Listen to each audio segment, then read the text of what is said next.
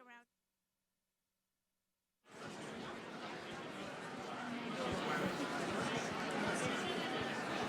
And I'll just pull on it just to get the material down the top.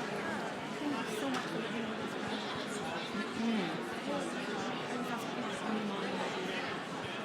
Yes? Thanks. Great, thank you.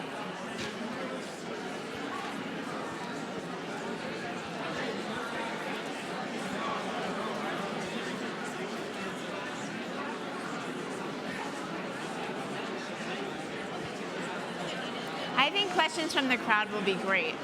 So maybe we'll see, like,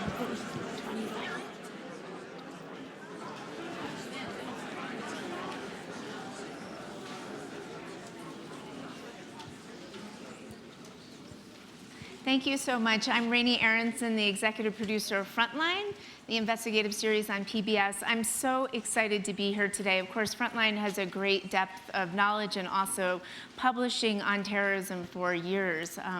Pre-9/11, but certainly in the last number of years, we've been looking closely at ISIS. We've had actual 4 big efforts around ISIS, starting when they started to emerge out of Syria, and we started to try to understand who ISIS is and what do they stand for.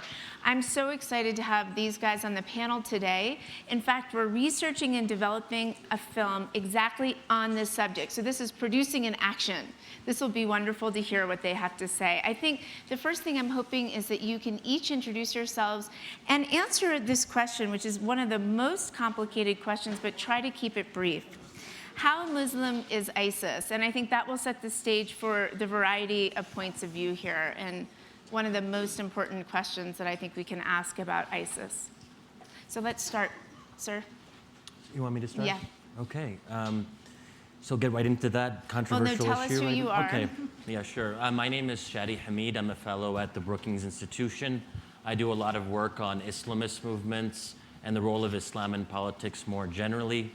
And I've spent really since, I guess, 2004, I've been spending a lot of time with Muslim Brotherhood activists and leaders throughout the region, trying to understand who are these people that we call Islamists, what animates them, what do they believe in, and pardon the book plug, but my recent book, which is called Temptations of Power, deals with a lot of those issues and trying to understand how Islamists evolve over time.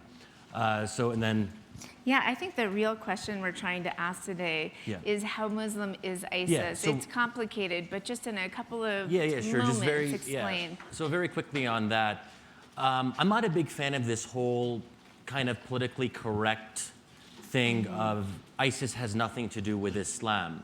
That's what a lot of my Muslim friends and colleagues, that's what they say, and I understand where they're coming from. But I feel like when you say that to an American audience, they're like, wait, what's going on here? We see this group called ISIS.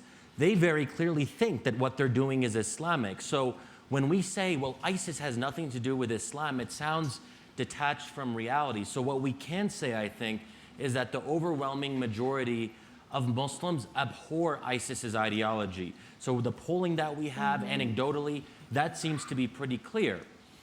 But ISIS, the people who actually fight for the movement, they believe that what they're doing is right. They believe that what they're doing is true to the Prophet's model. We don't have to like it, but I think that when we're talking about religious actors, we have to take their beliefs seriously. We can't say, well, they don't really mean what they say, or ISIS are really just Baathists in disguise.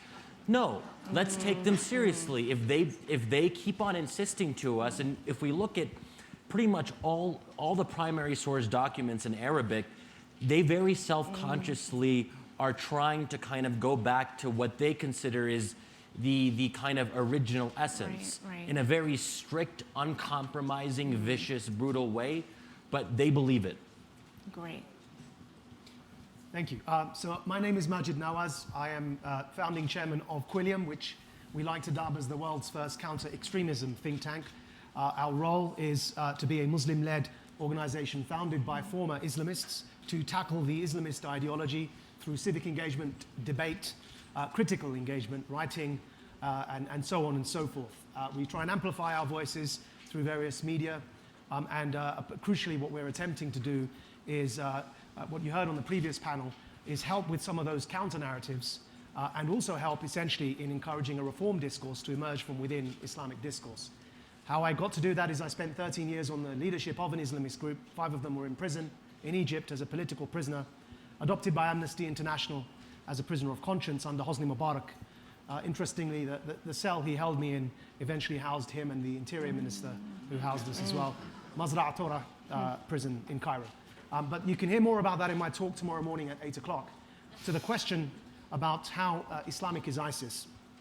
I remember one of the things that pushed me away initially from the Islamist ideology, and you know, when I use the phrase Islamist ideology, just to be very clear so there's no confusion, I'm not talking about Islamic faith. What I mean is a desire to impose any version of that faith over society.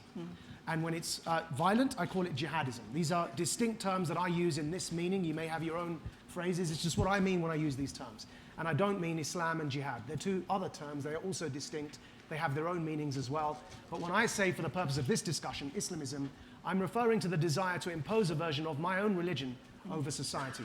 And one of the conversations I remember having in prison that turned me off this Islamist ideology was a very detailed conversation with some of the forebearers of ISIS, discussing with me the detailed jurisprudence of how to enslave women. And this really leads to this point as to how Islamic is ISIS.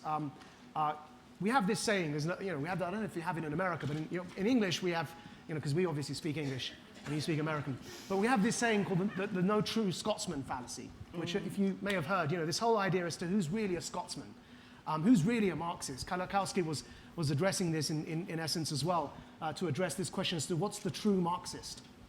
And the question presupposes that truth lies in that very doctrine that you're trying to answer in the first place. What is the true Muslim presupposes that there is the definition of a true Muslim and a correct form of Islam, which presupposes belief. And that's the problem here, that most of you don't have that belief system in the first place. So the question is redundant. I think what Shadi said is correct. They consider themselves Islamic, and that's all really that matters in answering this question. I think it's incorrect to say they've got nothing to do with Islam. It's also incorrect to say they have everything to do with Islam. The truth is, they have something to do with Islam. What is that something? That something is that they justify their own vehemently repugnant ideas by using Islamic scripture. Now, that's important for us to know, because when we're engaged in counter-narratives, when we're engaged in psyops against them, when we're in fact engaged in encouraging other religious Muslims to challenge them, it's important to know how they justify their own views from scripture and where the weaknesses are in that scriptural reasoning. But let's not be fooled. It is a scriptural reasoning that they're employing. And you know, I fear sometimes in this debate, because we want to be polite and we don't want to be seen to be racist, and we want to be politically correct and all of those things, which are important in their own right, I fear sometimes we succumb to what I've come to call of late the Voldemort effect.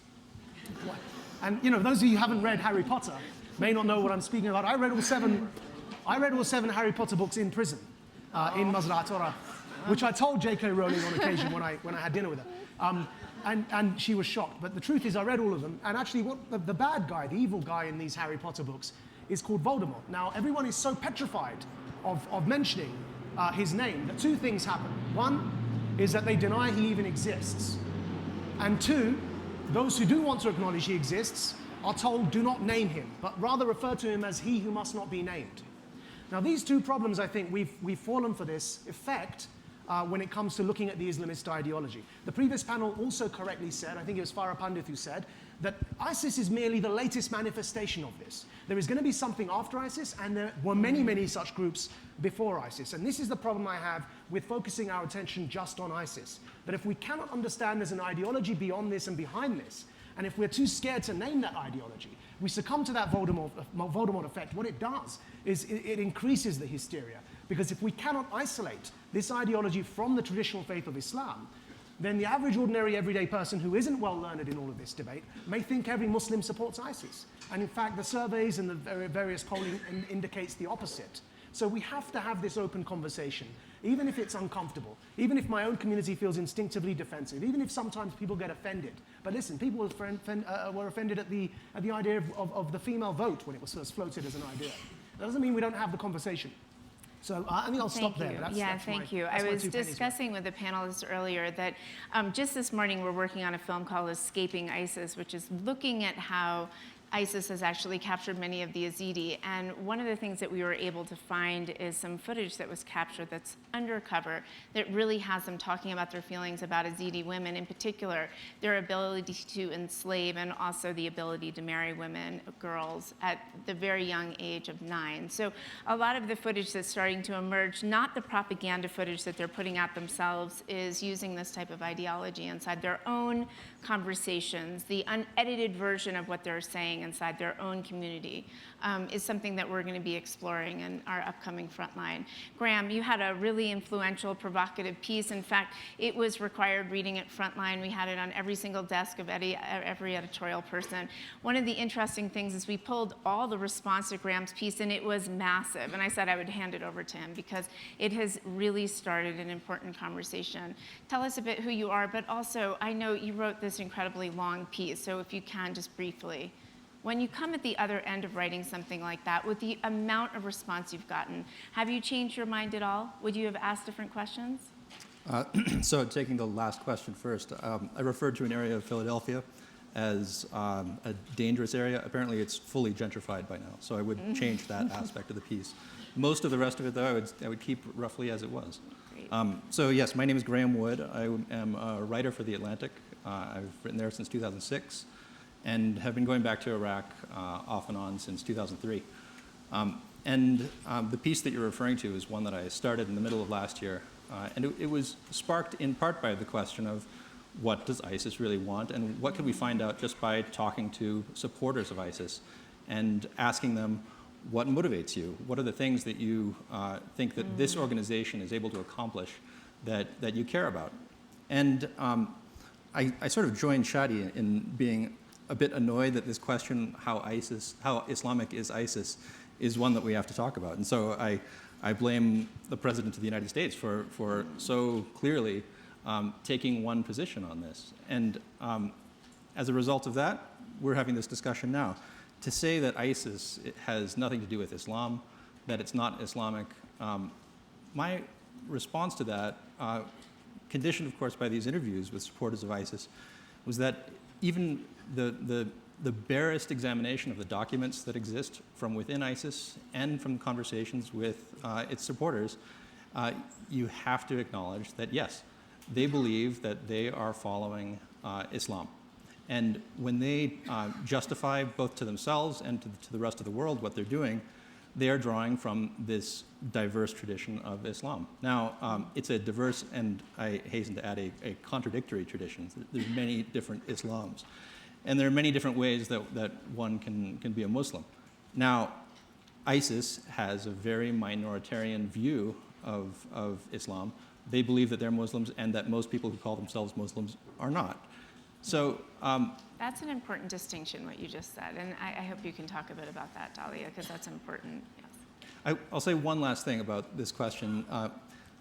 Among the four of us right here, I'm in some ways at a loss, because as a non-Muslim, there are two aspects of the question of whether ISIS is Islamic. One is a question that I think Muslims alone decide, whether ISIS is properly Muslim, whether they follow the right kind of Islam.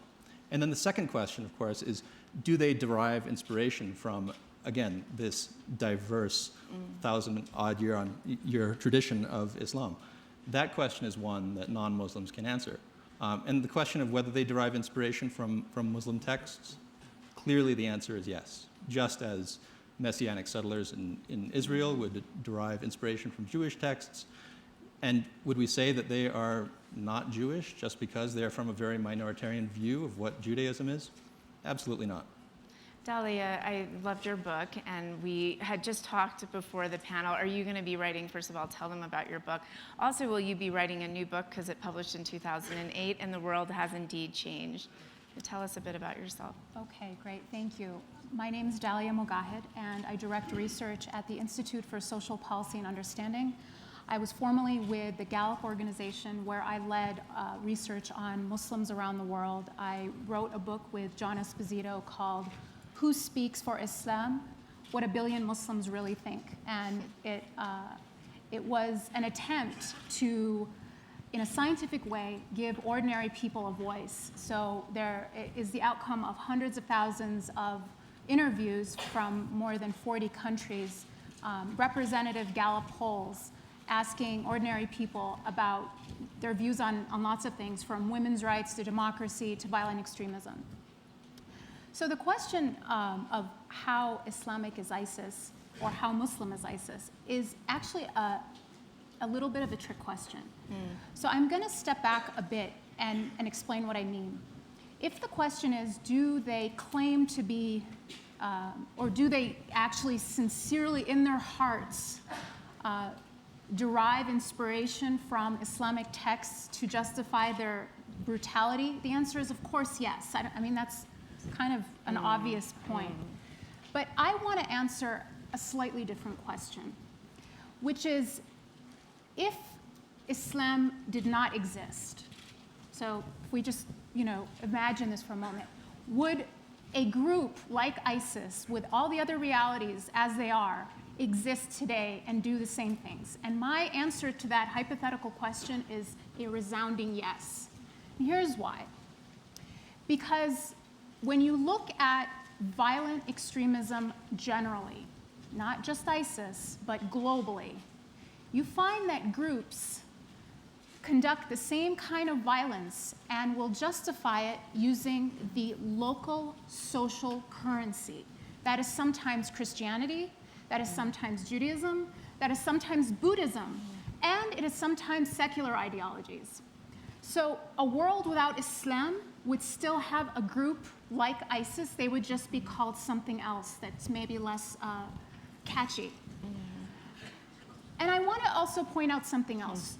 Forget globally, let's look in terms of a timeline. In the same region, we had terrorism in the Middle East before there was a pronounced Islamic social currency. So there were secular terrorists, right, in the mid-1900s. They called themselves fid'ayin, or basically the sacrificers, those who would sacrifice for their cause. And they were secular Arab nationalists, mostly socialists, who conducted terrorist attacks, but under a very different ideology, because that was the social currency of the time. It was an Arab national social currency, so that's what they used. So my alternative explanation of the facts on the ground is this, just for all of you to consider, that it's not Islamic texts driving the violence, or it's not the interpretation of Islamic texts that is driving the brutality, but it's the desired brutality that is driving the interpretation of Islamic texts. We start at the violence we want to conduct, and we convince ourselves that this is the correct way to interpret the text. Now, as all of the panels have said, their views are, and I will very generously say, minority views. Another alternative way to look at it is there is a normative set of beliefs within Islam. Islam is not anything and everything, okay? It is a distinct set of beliefs, and there are some normative sets of beliefs which they, according to the vast majority of authorities on these normative beliefs, i.e. scholars, contradict these beliefs. There was a very important letter written and signed by hundreds of Islamic scholars sent to ISIS actually arguing for this. Like, hey guys, you got it wrong. From these authorities to the leadership of ISIS. So I asked the panelists before we started, did they want to have questions from the crowd? And they really, really do want to hear from you all. So we have about 15 minutes. Please, right in the front. I want to ask all of you, because I'm not that well educated about, only a little bit about what you're talking about and what I read about. And I've read Hersey Alley's books. First, Infidel, and then I'm just finishing Heretic. Have any of you read Heretic? Yeah, go ahead. Yeah. So, I can't haven't read wait all to of hear. it, but I've started Do you- it and also read the op-eds that have come out. But Okay. Because she believes Yeah. in a reformation. Yeah. And I thought, I don't want to speak, I don't want to be inappropriate or disrespectful, but I love her books. And I love this book because it made sense. Yeah. So I actually have major issues. I think actually her subtitle is wrong. Her subtitle in the book is Why Islam Needs a Reformation. Right. I think she misunderstands both the Protestant Reformation and Islam and how both of those, but let me just, but in all seriousness, I mean, look, we can respect what she's trying to do, but we can say, well, is she making sense on this? And why do all societies and cultures and religions have to have a reformation? Islam isn't necessarily like Christianity. Christianity went through a particular process that ended up at this historical endpoint of liberal democracy. But what if the majority of Muslims or the majority of Arabs in a particular area decide that they don't want to be liberals, that they want Islam and Islamic law to play a central role in their lives? And this is where I might disagree a little bit with Maajid, that I don't think so when we talk about Islamism, there's the Islamism of ISIS, but then there's the mainstream Islamism, and for me, Islamism just means people who want Sharia to play a prominent role in public life. And as long as you're calling for those things through a legal democratic process, we don't have to like it, but we have to respect that. And that's where I think groups like the Muslim Brotherhood or Ennahda in Tunisia are very different from groups like ISIS, even though they're all under the umbrella of Islamism, right? But I think we have to ask ourselves as Americans, why do Muslims, I mean, we're not, and this is where I don't like this language of we're all ultimately the same. What if we're not all the same? What if we want different things? And I think that calls into question this idea that we all end up with liberalism or a reformation or whatever it happens to be. And I think that's where Ayaan Hirsi Ali is maybe trying to push Muslims to be something which they don't necessarily want to be or have to be. If I could just add one thing. I think the main issue is misdiagnosing the problem. And you misdiagnose the problem by analyzing the facts in isolation rather than looking historically and globally. So what Ayaan tends to do is find problems in Muslim societies and then attribute Islam to those problems and then comes up with a solution as we need to fix Islam. Whereas she ignores the socioeconomic, political drivers of many of those problems and ignores the facts that those exact same problems occur in other societies where Islam doesn't exist. So the idea of fixing Islam comes from a misdiagnosis of the problem in many cases by isolating that problem. The other danger of reforming Islam or this idea of let's make Islam whatever we want it to be is actually that's what the terrorists did. That's what ISIS did. Hey, we want to be able to enslave girls and have this many sex slaves. Let's make Islam say we can. So the idea of letting everyone do whatever they want with Islam doesn't necessarily mean you're going to get an outcome you like. Great. Maajid, did you want to add anything, Graham? Just to add to that point, I think it's clear that what ISIS is doing is itself a kind of reformation. There are interesting parallels between ISIS's program and the Reformation in Christianity. In both cases, you have a movement that devolves authority from scholars to ordinary people, that goes back to text in an incredibly scripturalist, literalist way. And finally, also that's accompanied by technological change. The internet in this case, the immediate availability of scholarly or amateur even text and interpretation to anyone who wants it. In the case of the Reformation, it was through print. Now, the internet. Great. We have a question right here in green. I wanted Yes, to touch on of this. course. Yeah. Sorry, apologies.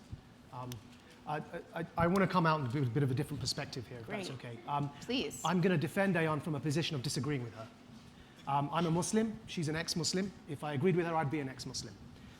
However, I think that it's, what we're losing here is that we're getting stuck in the meaning of the word Reformation.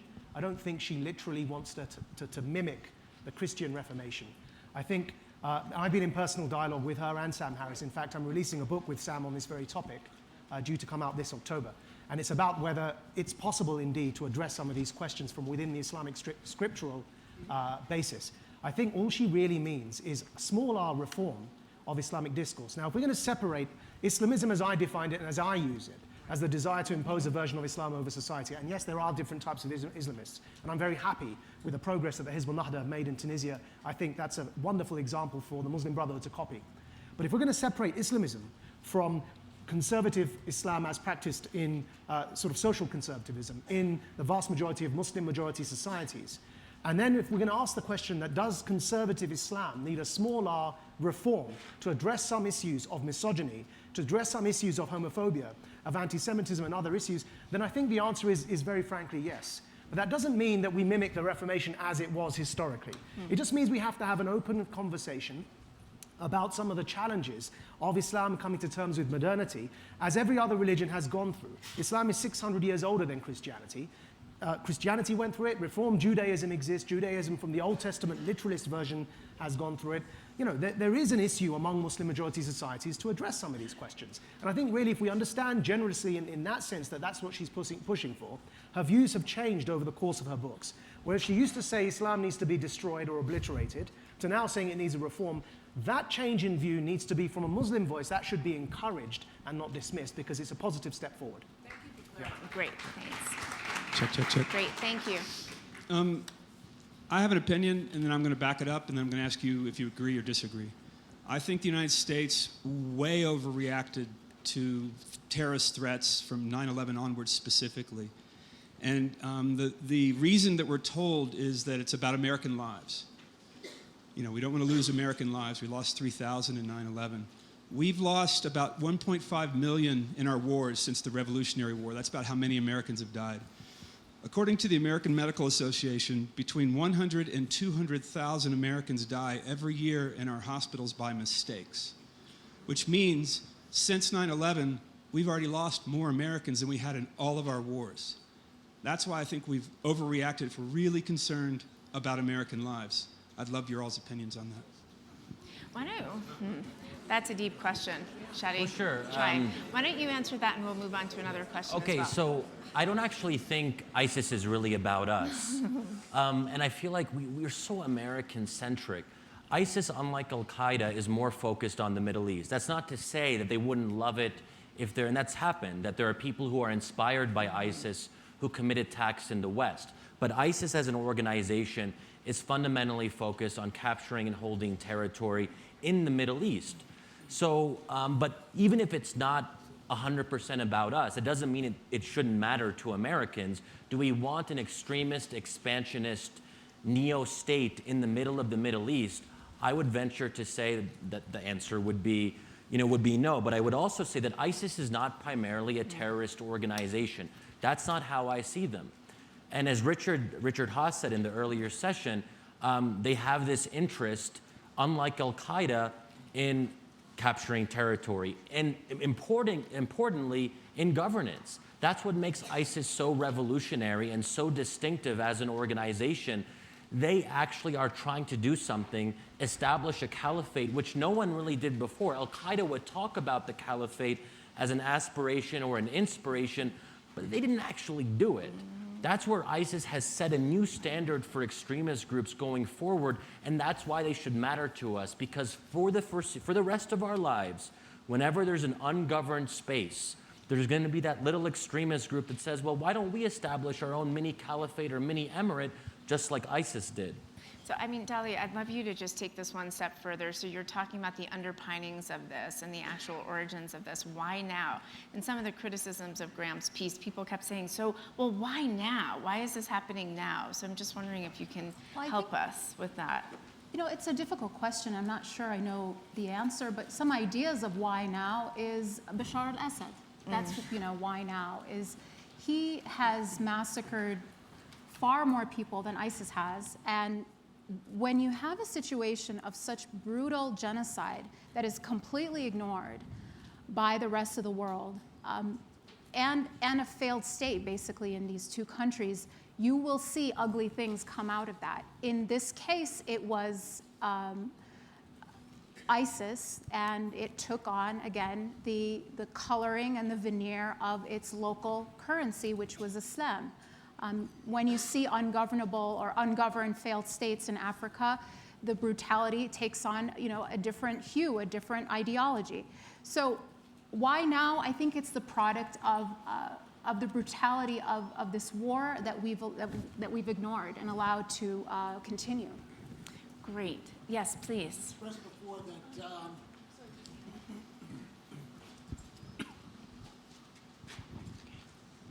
I just wanted to hear more about the Muslim view of radical Islamism throughout the world that you did extensive interviews and research on. I'd like to hear more about that if I could. Sure. Well, as actually my fellow panelists have mentioned, the polling that Gallup has done and other organizations has done showed that the vast majority of Muslims around the world condemn violent extremism, attacks on civilians. So you can actually access this report still on the Gallup site. It was done 10 years after 9/11, and it looked at global views of attacks on civilians. So it wasn't just Muslims, but it actually looked at 100 different countries. So it was people of all faiths.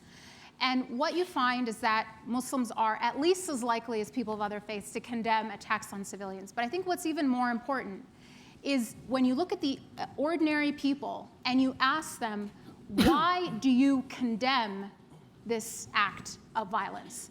It's these people who actually bring up religion. It is people who are voicing an opposition to violence against civilians that are quoting from the Quran. And these are global studies that are representative.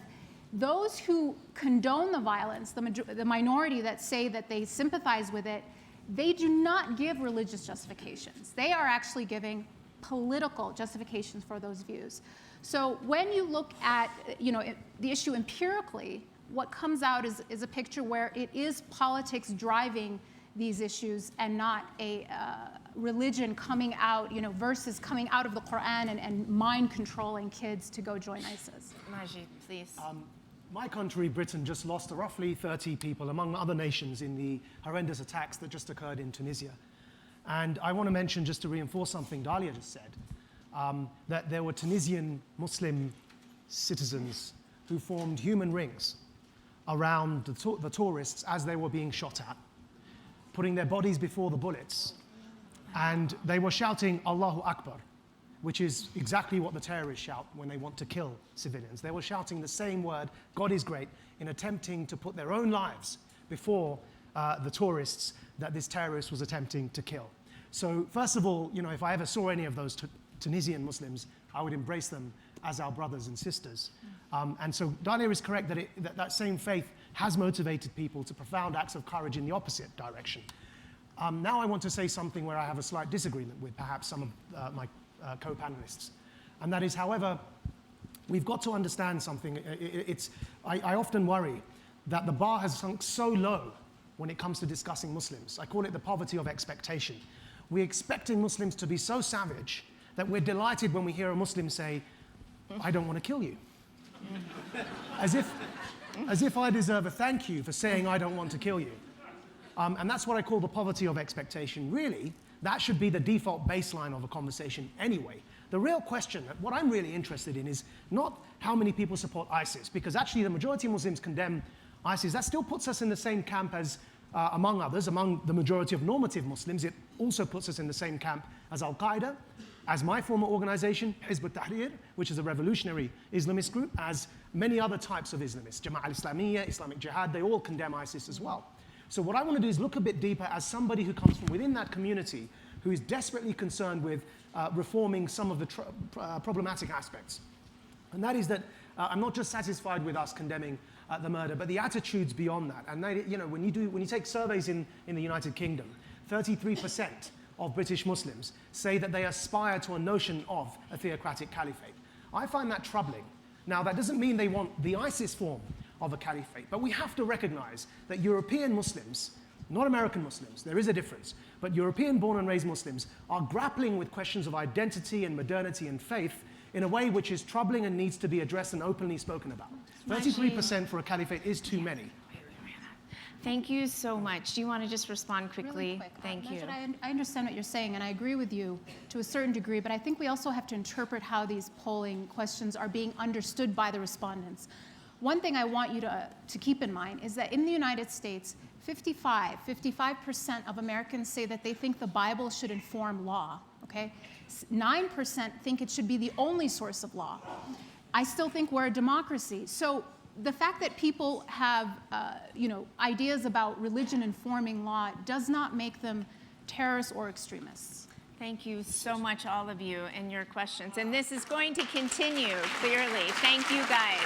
Thank you very much. Thank you. That was amazing. It got more interesting at the end. You're incredible. I really hope. Yeah.